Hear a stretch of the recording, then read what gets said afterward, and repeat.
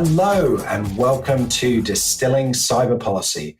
I'm Alex Botting with Venable and as always joined by my co-host Jen Ellis of the Center for Cybersecurity Policy and Law. Hello, Jen. Hey, Alex, how you doing? I am doing okay. I've actually had the pleasure of having our wonderful producer Inez down in DC in person this week, so that's always very exciting. Always good. And I am wheels up for heading over to Asia on Saturday. So lots of exciting things happen. It is exciting, but I don't envy you the travel aspect of it. Okay, so what is happening in the world of cyber since our last podcast? You tell me. So I have got the ONCD releasing its summary of their regulatory harmonization. ONCD is the Office of the National Cyber Director, correct? That is correct. So they're situated within the White House, and they got a lot of comments on their regulatory harmonization RFI. I think 86 people submitted 2,000 plus pages worth of People comments. like harmonization. They do. I think the TLDR on this one is, so that's too long, did not read. It is that they are leaning in on regulatory harmonization. There was a lot of support. The White House is. Correct. And specifically, ONCD is distinct from the work that other parts of the government do as well, right? This is one of those topics where there's a lot of stakeholders. CISA on the operational side has a lot of close relationships, and they did their secure by design principles, where they got like a dozen governments to sign on to those. That was sort of a regulatory harmonization initiative. You've got NIST that has the cybersecurity framework and associated international standards. That's kind of reg harmonization initiative. And you've got USTR that does this in the trade space. So it was interesting to me for ONCD, which I sort of agree with them, but for them to kind of lean in and say, we think this is an area where we can do something well. So what's interesting to me about that is a lot of the things that you just talked about are not actually regulatory, right? Like they are standards maybe, or they are like frameworks or guidances or principles, and like people are signing up to them, but they're voluntary, right? Like because the entities you've talked about aren't actually legislations creating or setting, right? Correct. So that's a limitation on what they can achieve in terms of creating regulation that aligns. Correct. And I think if there was a criticism of the work that, say, CISA did, I think everybody was very impressed by the number of governments that signed on, but there wasn't that next step plan of like, how do we go from principles to actually aligning in practice the regulations that are going to stem from those principles? And so It was a bit of a statement without an action plan behind it, I think would be a fair criticism. Well, now's a difficult time, right? Because we've got a period of uncertainty and so, your ability to kind of maybe bat your eyelashes at Congress and find people who are going to take it forward is somewhat hamstrung by the sort of political landscape, but that might end up being a priority post-election, right? Totally. And, I not to go too deep into the weeds of regulatory cooperation initiatives, but where I think ONCD can play a role here, particularly looking at the international front, is when you do reg co-op initiatives, they are best housed out of central coordinating bodies, so somewhere in government that has power and vision across various agencies, because often those agencies don't want to give up their power to do something mutual with another government. They are focused on their, personal authorities. So you need that centralized group to come in and say, no, on behalf of, in this case, the White House, you are going to cooperate because we see the downsides of regulatory fragmentation. So I do think there's a lot ONCD could do in this space. I would be interested in seeing a more detailed kind of discussion from them of specifics. And we certainly at the center have some ideas. Awesome. Very interesting. So as we've kind of touched on in the past, one of the things that sort of keeps me up at night is the security of hospitals. This is a thing that should keep everybody up at night, frankly, in my humble opinion. I'll add it to the list of things that keep me up at night. And the White House has kind of been banging the drum a little bit this year. They've had a sort of a number of kind of things that they've done or that they've referenced, and they've just recently put out a fact sheet that the Biden-Harris administration bolsters protections for Americans' access to healthcare through strengthening cybersecurity. Words. There is some good stuff in here, but it also feels like it's accumulation of little things, which I think is fair because I don't, I'm going to use the old chestnut that we always say in security, there is no silver bullet. And there sure ain't when it comes to the healthcare issue. But yeah, so in January, HHS, the Department for Health and Human Services, launched a healthcare cybersecurity gateway website, basically trying to simplify access to their healthcare-specific cybersecurity information. They sort of tried to push more information on what organizations could be doing, which is great if organizations have the resources, which they don't, unfortunately. In May, there was some stuff around getting CISOs from healthcare together, along with some execs to talk about, what's going on in the sector and how they can improve things. So far, it's a lot of talking, this announcement. And then also in May, there was the Advanced Research Projects Agency for Health, which is called ARPA-H, announced the launch of the, wait for it, I love this, the US loves backronyms. So Universal Patching and Remediation for Autonomous Defense, brackets, upgrade program, which is a cybersecurity effort that will invest more than $50 million to create tools for IT teams to better defend the hospital environments.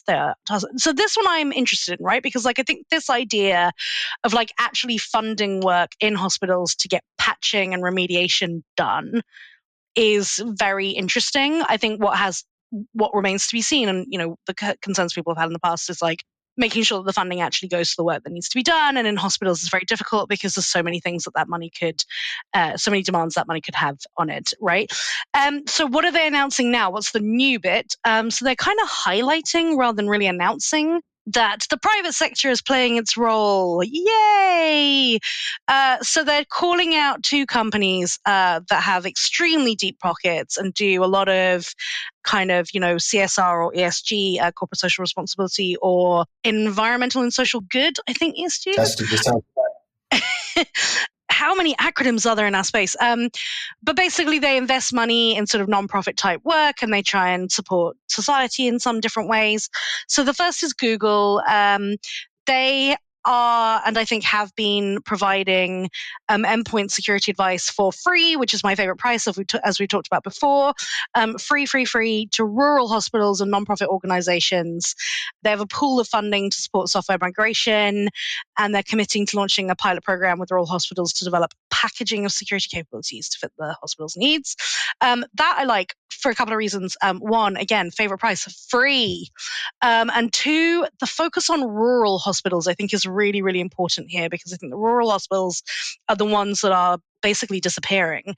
And that's a huge problem, huge problem in the US. Resource strained. It is, yes.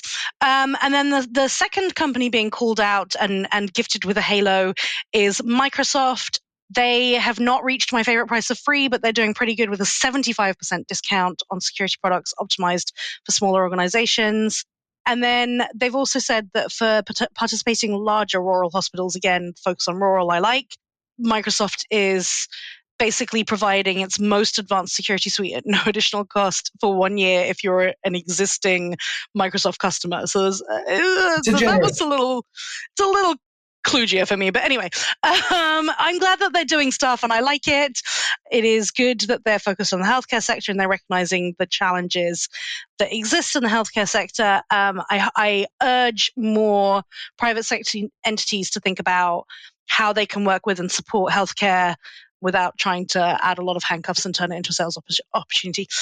So there we go. That's my piece around healthcare. I encourage the White House to keep focusing on this. This is lovely. And it is a really, really important area to focus on. So with that, I think that's probably our news segment for the day. And we should turn to the interview. And this time, I think we're talking to somebody that you have had the honor of working with a bit, right, in your activities engaging with EU cyber policy. I have. It's been a fantastic honor to work with this person. We have joining us Despina Spanou, who is Chief of Cabinet to Vice President Margarita Skinas, whose portfolio covers promoting our European way of life. Despina, welcome to the podcast. Hey, Despina. Thank you very much for having me. I look forward to our chat. I'm excited because as a Brit, obviously we no longer have a European way of life. No, I would love to know what it means, though. Is that okay? Well, the European way of life, that's why it applies to the whole of Europe. It's not just about the EU. It's about everyone who sees the benefits of living in our continent. And of course, it is about what the EU does for this kind of life to be so particular, so special, and so sought after. This is the reason why this portfolio involves all those areas that make Europe a special place. For instance, migration policy.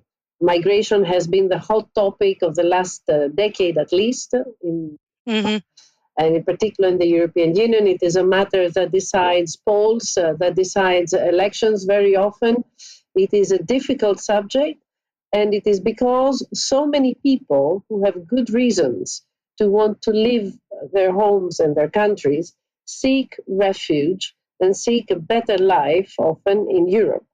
So that's one part of the deal. And migration policy is not just about asylum, it's also about integrating everyone who lives in Europe so that they can benefit from this European way of life. As we did, for instance, for people who were fleeing the war from Ukraine in our recent history, who came in, and thanks to this portfolio, they were welcomed, they could find jobs, they could find homes, they could find schooling for their children. They had an opportunity also to return and to find a safe and the best way to do so, etc. For the same reason, another element that people seek in Europe and that Europe excels at compared to other parts of the world is security. Security is also part of this portfolio because without security, we cannot allow people to enjoy the benefits and the values also of the EU. And it is about security not only of our borders, but also security for people who live inside Europe. It is about security in the cyberspace, topic we will touch upon for most of this podcast. It is about our external security, internal. It is about everything that touches our daily life. It has been an incredibly busy time for cybersecurity in Europe during yours and your vice president's tenure. And I think that's even more impressive when you consider that that's only a small portion of the many, many topics that you cover. I wonder if you could give listeners a rundown of some of the key things that you've achieved during this time, from the Cyber Resilience Act to the NIST Directive 2.0 and so on. What are you kind of most proud of that you've achieved during this period? One could say it is a small portion of what we do, but in fact, it is so transversal that it becomes quite a big portion of what we did. If you take, for instance, the area of health that we just talked about a few minutes ago, this is very much linked to cybersecurity. Health having become, in the last years, the number one target of cyber incidents. So protecting healthcare systems, making sure they are more resilient, has become an integral part of health policy today.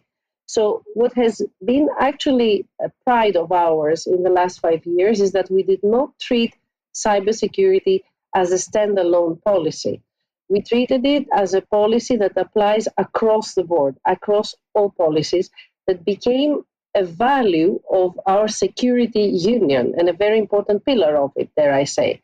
We took it out of the silos of technology and we put it into security. And I think this will be probably the most important legacy of this mandate when it comes to cybersecurity, that it is no longer about technology, it is about security policy. And then, of course, to make it such, to make it a security policy, we had to give it the substance that it needed, applying the method we know how to apply best in the European Union. And I'm talking about harmonizing standards, harmonizing rules, and making sure that there's a level playing field of preparedness, resilience, and eventually even cyber defense across the European Union. I love hearing that you taking it out of just being a technology thing I think too often this is something that really holds cybersecurity back, is that it is perceived as being this sort of niche thing, this sort of other. And as you say, it isn't. It underpins everything now because we use connected technologies in every part of our lives. And we reap benefits from that, and we want to continue reaping those benefits. But a part of reaping those benefits is making sure that we are doing so in a secure and safe way. And actually, security, technology is the medium, but it's about behavior. And so I like the fact that you're kind of trying to, make it clear that it isn't just a technology issue. It's a national security issue. I think that's really, really important. I really like that. Well, yes, and that's what is also extremely challenging about it. Because, of course, it is absolutely respectable that member states have a certain reluctance when we start talking about harmonizing rules around security, because security is about sovereignty. And that is perfectly understandable. But when Europe was hit with hard terrorism some 8 years ago, we learned the lesson that we can't operate against the big threats alone. And this is where the security union concept came in. And for the first time, we talked about harmonizing security across the EU. Imagine how this talk has evolved in the last few years, with 2 wars in our neighborhood taking place still today. This narrative has only been increased, in fact, and emphasized, because we can't act alone, and we can't have anyone also being a weak link in our security, because this is where cybersecurity is particularly challenging, because with all our systems connected, if one cannot manage, everyone becomes affected.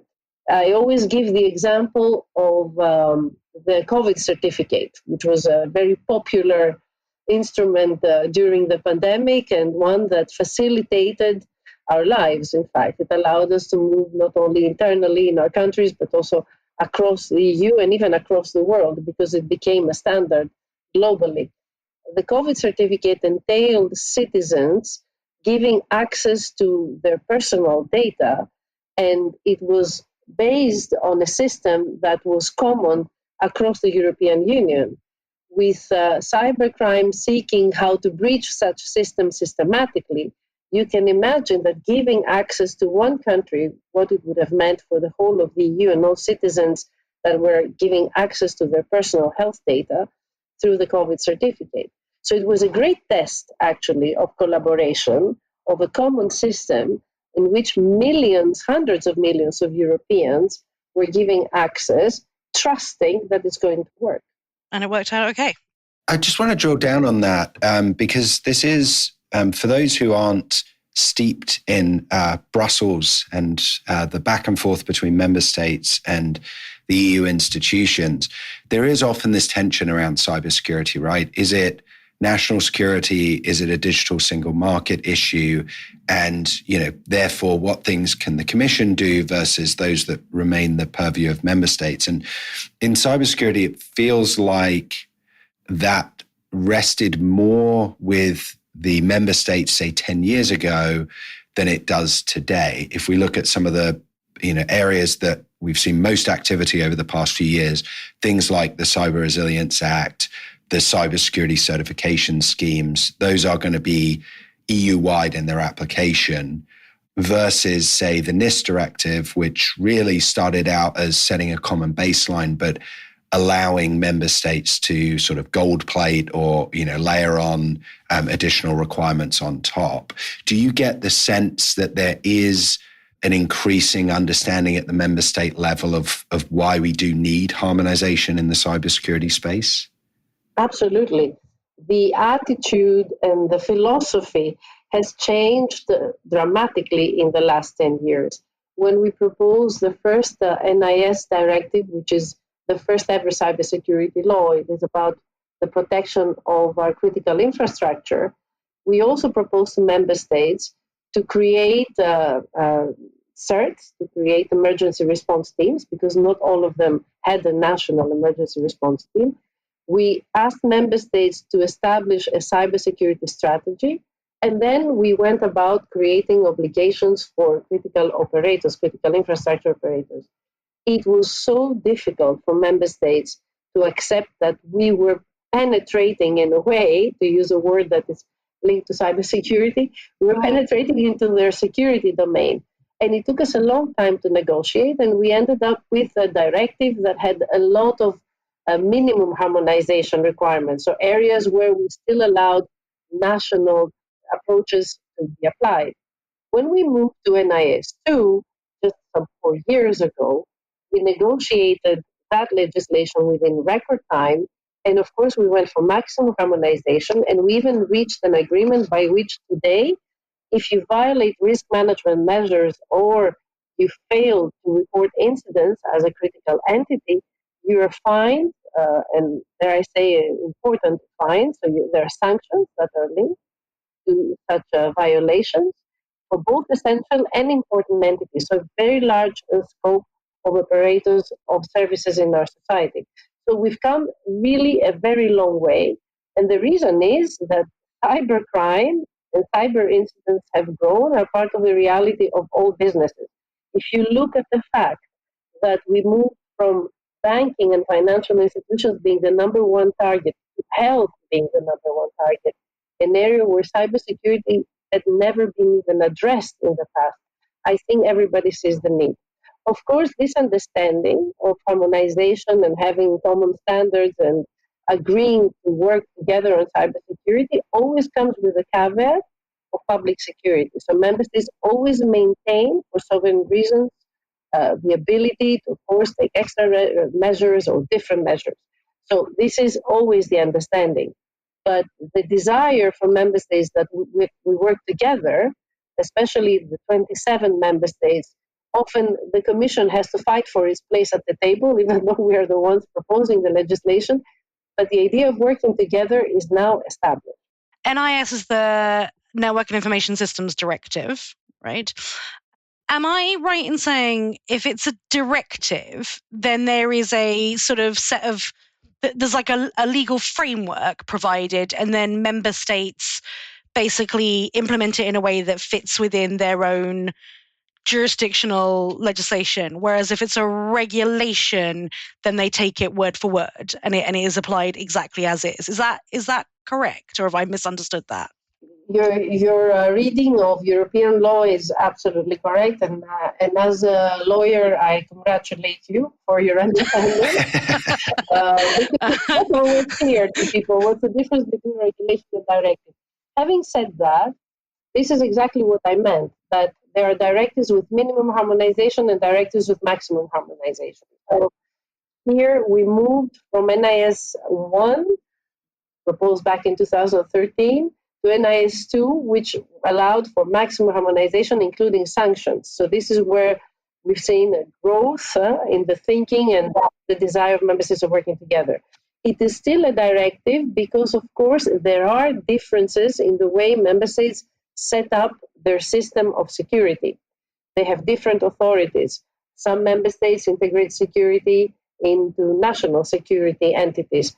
Others have separate cybersecurity systems. So it is also important to respect the hierarchy and the norms of member states in how their internal systems are set up. This is the reason why we had to go for a directive, because the purpose was not to change the setup. We recommend things in the directive. For instance, the NIS proposes to member states to try and bring together under one roof all cybersecurity responsibilities. But this is why we can't have a regulation. Otherwise, we would have to change the way things are set up in member states. Okay, and then, so that's very helpful. Thank you. And then one other thing you said is you mentioned that although the directive originated, or the work originated with the Commission, the European Commission has to sort of, fight for its place at the table. My understanding, and again, I have much less understanding than Alex, but I'm imagining there might be some people listening who are more at my level than Alex's level. So I'm going to just cater to them. I just heard you're a European cyber law expert there before, Jen. Let's move swiftly on from that. So the players that I hear referenced are, there's the European Parliament, there's the European Commission, there's the council, and then each member state obviously has its own jurisdiction and legislative framework. When you're kind of coming up with a new piece of European legislation, how do all of those entities work together? What kind of, where do they plug in and what roles do they play? So the European Commission makes always the proposal, and we don't make it just out of idealism. We have to carry out studies. We have to work with all stakeholders. We have consultations, and we carry out impact assessments for every single proposal we do. So it takes a long time to come up with proposals. Once such a proposal is put at the table, and that was the case for NIS, that was the case for the Cyber Resilience Act that I hope we can touch upon, that was the case with the Cyber Solidarity Act. Once a proposal is put at the table, the legislator is composed by the representatives of the people, and that's the European Parliament, and the representatives of the governments, which is the Council. So these are the legislators, and they sit together. They are co-legislators. They negotiate over a period of time over the text we have proposed. We stand by these negotiations as an honest broker trying to find the solutions. The classic way things go politically is that the Parliament will always want proposals in the area of cybersecurity to be very ambitious and to give the institutions like the European Commission a role in participating in decision-making, in crisis management, etc., whereas the member states, the Council, will pull the other way for more to stay with the member states and for things to be less centralized. We usually end up right in the middle, which is where the European Commission proposal is very often. Right. So it's a very interesting process, but it's an extremely democratic process, the legislative making. And in the area of cyber, the legislative process has shown how realistic it has been on the part of the Commission to come forward with these proposals, because if you just consider that the average time a legislative proposal takes for it to be agreed by the co-legislator is a bit over 2 years, in the area of cybersecurity, we have managed to agree on all these proposals in record time, in about a year's time in most cases. So that shows you that the reality has demonstrated the need for whatever we have proposed, and that the proposals come indeed out of this need that has been expressed by the Parliament or the Council. That is for sure the clearest and cleanest way I've ever heard it explained. I took tons of notes, thank you. And now let's talk about the CRA, if that's okay, because I would love to get your views on that. The Cybersecurity Resilience Act, for anyone listening who has not heard of the CRA. Sorry to cut you off then. The Cybersecurity Resilience Act is, in my view, very much late. It should have been there already. This is one area where we are legislating exposed in a society where the Internet of Things is a reality, where the digitalization of everything around us is how things are done today. What is the Cyber Resilience Act? It's actually very simple. It is a piece of legislation that requires every connected product that circulates in the European Union's market to be made with security by design in mind. This is something that is given in the EU. One of the greatest success stories of the EU is product safety. Everything has to be safe tested before it comes in the EU market.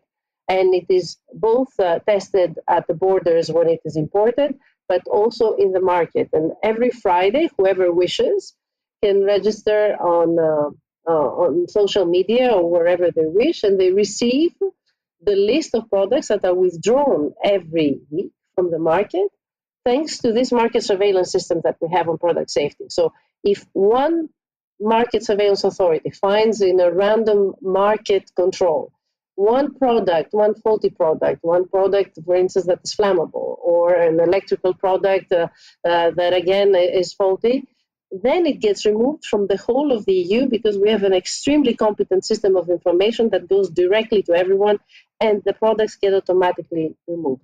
And we're talking anything from kettles to cars.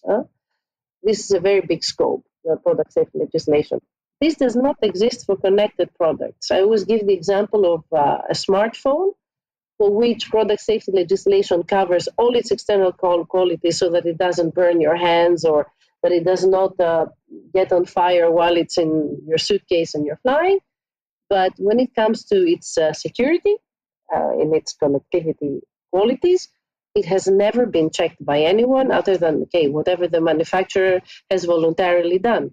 But there are so many connected products today, from the cameras in our home, from the smart fridge, everything is connected. We needed this piece of legislation so that we also increase not only the responsibility of manufacturers, but also the trust of people in this digital market, if you like. We want people to engage in this digital market, to have trust that it has been done with security by design in mind. So consumers will see its immediate application because they will also be able to have more information thanks to this legislation. They will be able to know that the connected product that they want to buy meets high cybersecurity standards, but they will also have more information available because that's part of the CRA.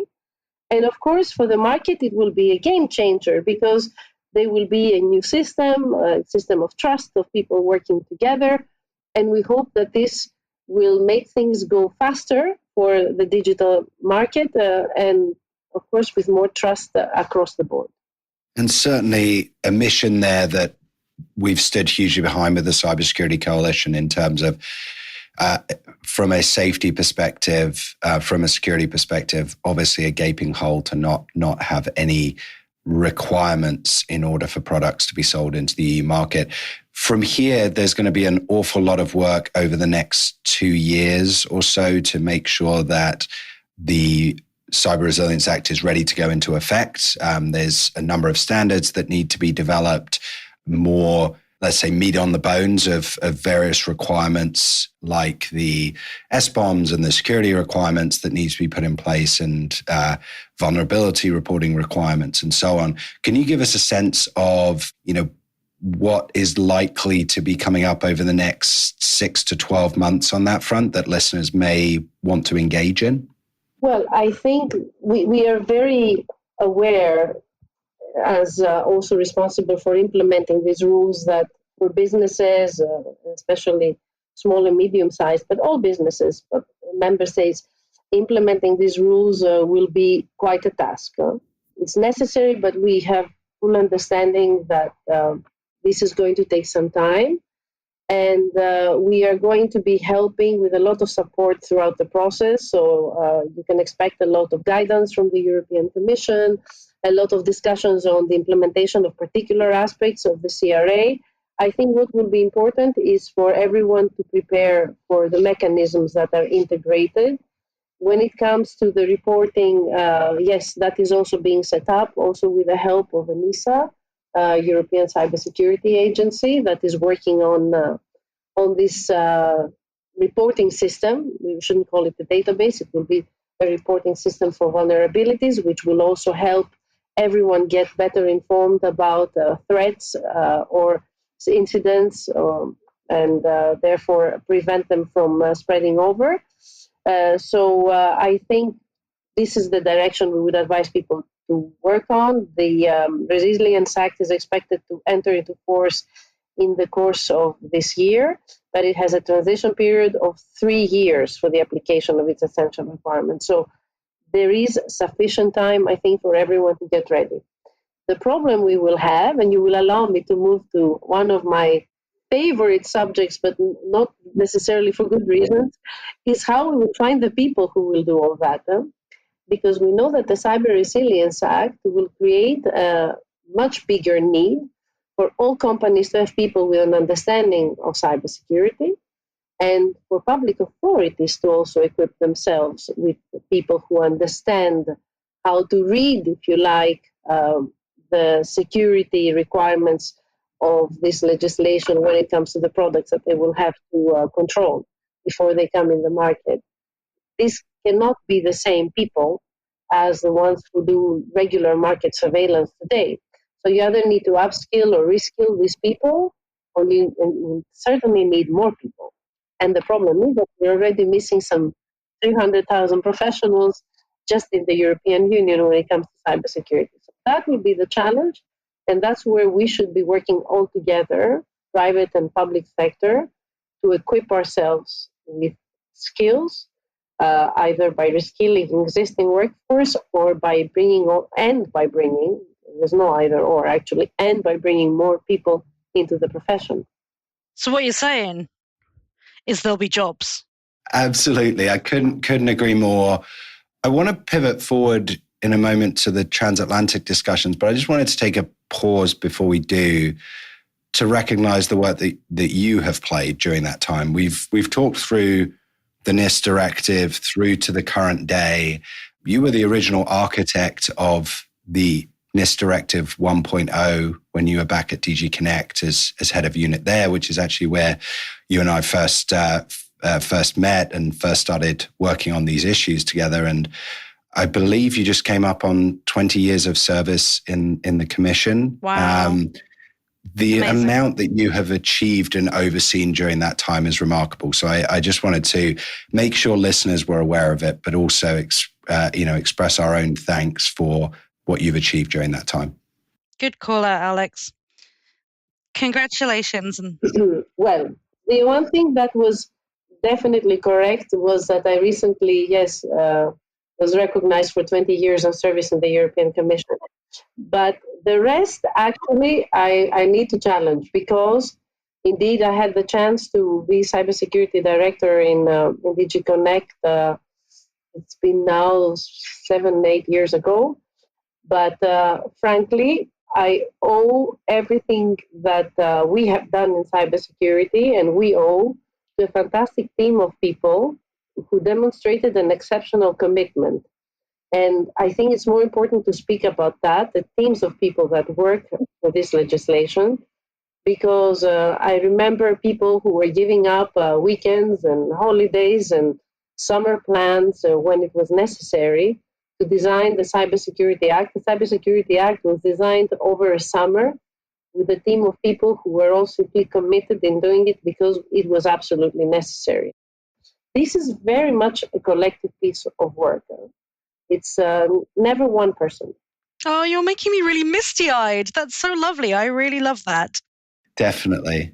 So looking forward, the US and EU have launched a number of sort of cooperation initiatives, but also there are, topics sitting out there like quantum, for instance, which aren't obviously covered under existing EU policies. By quantum, I mean, the transition to post-quantum cryptography.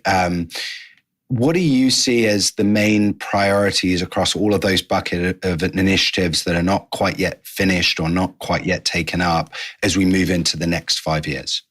It is, again, very much telling on the power of cybersecurity for security, that despite the fact that for years we couldn't have a memorandum of understanding on security, a transatlantic one, when it came to cybersecurity, we have gone quite fast, and we have been building closer partnerships in the last 5 years than ever.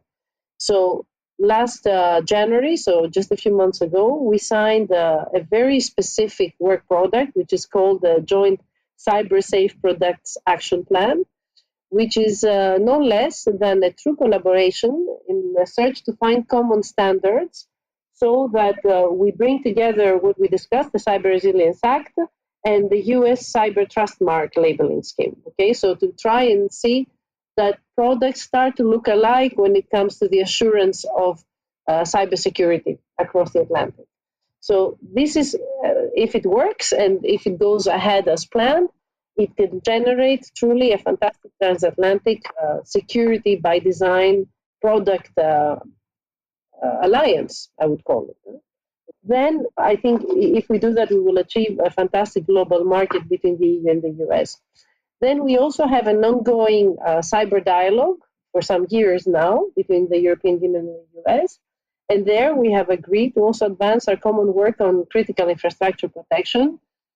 We believe, well, I'm the one who says that. This is a personal view, but I think there are others in this House who agree with that point, that what happened after the Colonial Pipeline incident in the US, where we saw a very rapid development of critical infrastructure norms and standards being adopted, at federal level was very much inspired by our legislation in the EU on the NIS. And we are quite happy with that, because it means that we start having a parity in our approaches on critical infrastructure, because that's the benefit of both sides of the Atlantic. So we are going to deepen on that. And in fact, our cyber agencies, ENISA for the EU and the CISA on the side of the US, have also signed a working arrangement to see at technical level what cooperation we can achieve.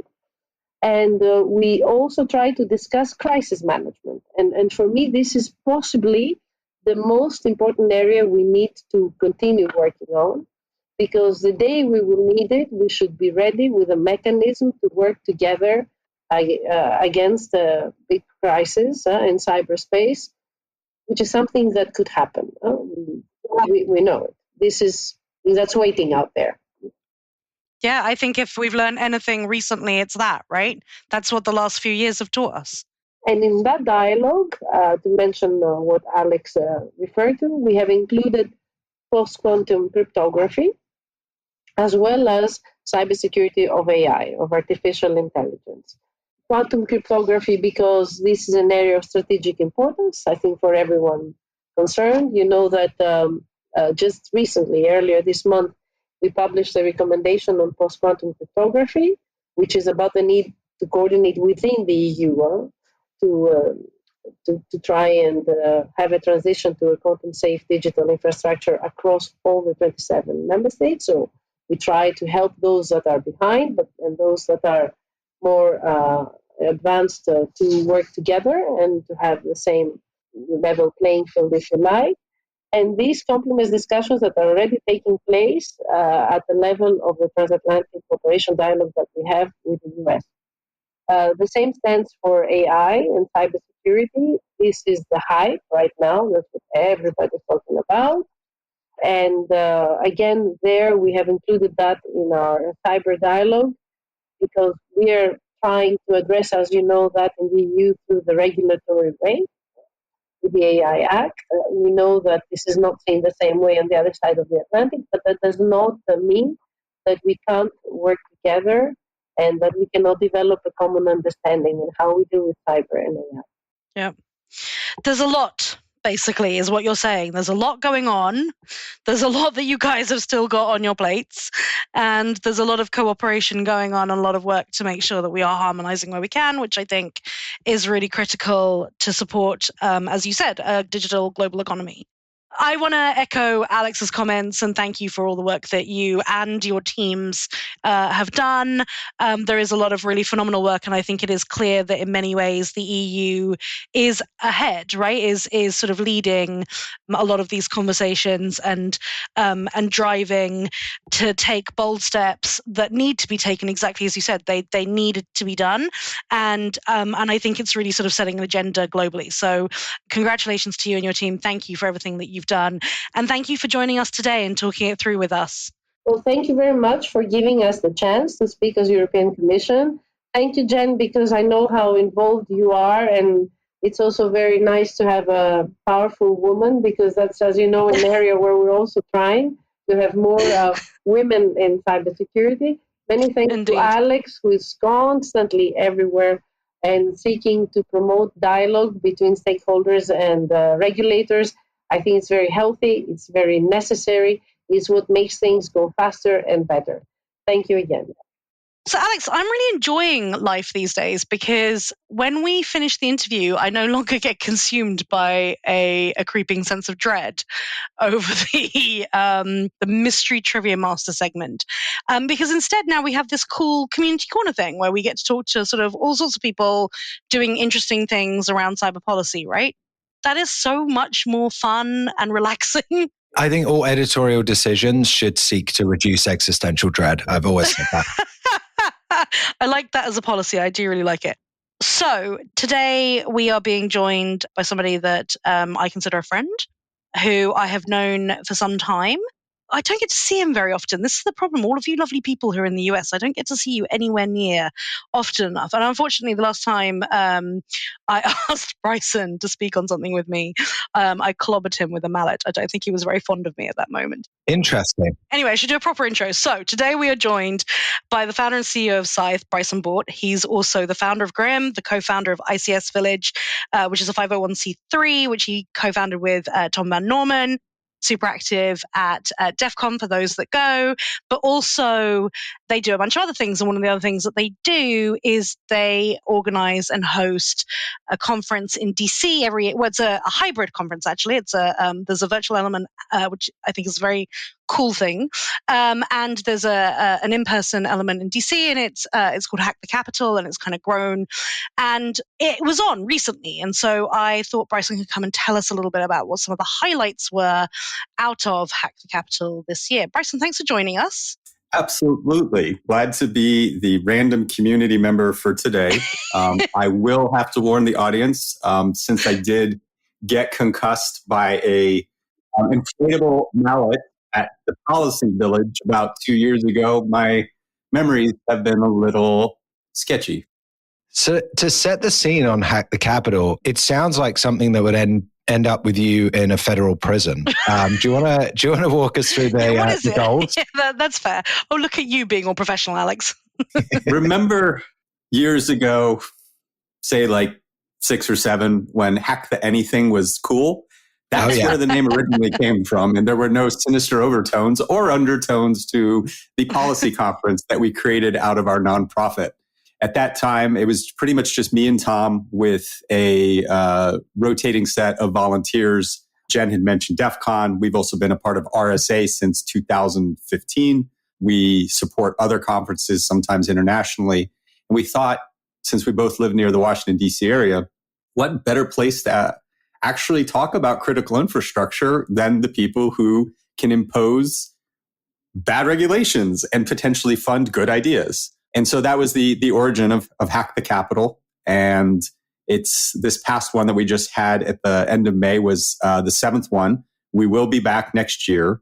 Something we did differently this year is the Office of the National Cybersecurity Directorate out of the White House published a national cybersecurity strategy. And one of the pillars talked about workforce development.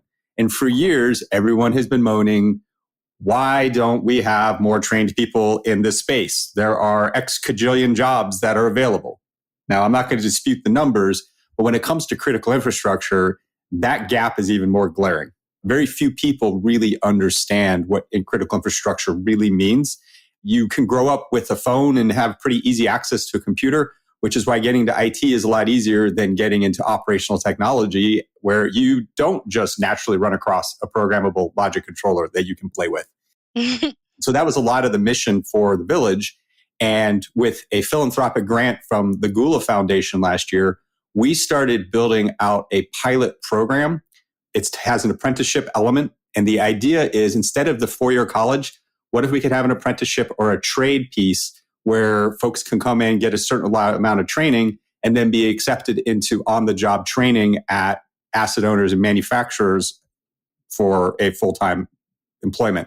And so Wednesday of Hack the Capital was the pilot debut of doing that. We look forward to partnering with nonprofits and community colleges throughout the United States to try to start to roll that out nationally. That's our goal there. Then we had the 2-day hybrid policy conference that Jen was referencing. And do you, with the conference, do you sort of specifically try and engage policymakers and govies? Is that, Yes. I know you said that you guys are both based locally and that was part of it, but is it more than that? Is it also the seat of government thing? Yes. So the idea is, certainly there's content, but what I challenge everybody that attends is it's not just the content. The content is there for some folks for education. The content is there as the plate for ideas, but it is the discussion and the relationships that are so important. And we've seen this through the 7 conferences that we've hosted, where the staffers really do keep tabs with folks in the industry that they meet and ask questions after the conference, because really, it was since the water hack, and it wasn't really a water hack, but we'll just call it that, in 2020, critical infrastructure now is taken seriously. The rising concerns of Chinese activity in the US, also Russian activity, that we've seen a couple of incidents this year, have really brought this up to a more aware thing. It's kind of the silver lining. That's why I wrote an article with Dr. Paul Rosenzweig in USA Today in 21, where we commented on the Colonial Pipeline incident helped increase awareness. Now folks take this seriously. Completely and agree. So these staffers do follow up, and more legislation and more attention is coming. Yeah, I agree with that completely. Why, ICS Village, why did you start with ICS? Why that area? As opposed to... I know it seems obvious. I mean, me personally, I actually started in the car hacking village, helping to build that up. And industrial control systems were sort of an analog at GRIM when I had founded it and was working it. And I just, honestly, I saw that as a village that needed more help. And so from just a community volunteer helping where I saw something that needed to be helped. And again, this is before anybody took this stuff seriously. I just believed, and that's where I joined up with Tom, who had already been holding the flickering candle of the idea. And that's how we banded together and really took this to the next step. So honestly, that was it. Okay, so last thing, then we'll let you go. Thank you so much for this. Really helpful and really interesting. But what, for people who are interested in this, want to get involved next year, or policymakers who are looking at this topic and want to know how to engage with you guys or with other experts, what's your advice? What do people do? Sure. So icsvillage.com is our website, and certainly we're on the socials as well. We're going to be putting out our call for papers even earlier this year. And if you are a policymaker and you have something really interesting you would like to come and talk about, that would be something we would highlight. So shoot an email to info@icsvillage.com or me, Bryson, at icsvillage.com, because that's, that doesn't necessarily have to go through the traditional CFP. Typically, those kinds of folks we're seeking out. But hey, if you hear me, we're looking for you. We'd love to highlight you to help bring the ideas that are out there, the change that can happen, and also how we can educate and engage the community with you. This sounds like a stupid question, but not all critical infrastructure is based around industrial control systems. Does it have to be ICS related, or can it be broader than that? Yeah, so we do keep it to industrial control systems. So two sectors, for example, that we don't intentionally include are finance and telecommunications. Our view is, this goes back to Wendy Nather's comment about the haves and the have-nots from 2013. Yeah. Finance has the budgets of small countries. They don't need us. They don't need more help. They're not looking for us. It's water, it's electricity, it's small municipalities. These are the folks that really need help, and that's our focus. Cool. All right, Bryson, thank you so much. This was super interesting. We really appreciate you joining us. This just leaves it to me to say thank you also to Despina, our guest today. And of course, thank you to my delightful co-host, Alec, and our wonderful producer, Inez. And of course, thank you to you, our listeners. Check out the next episode.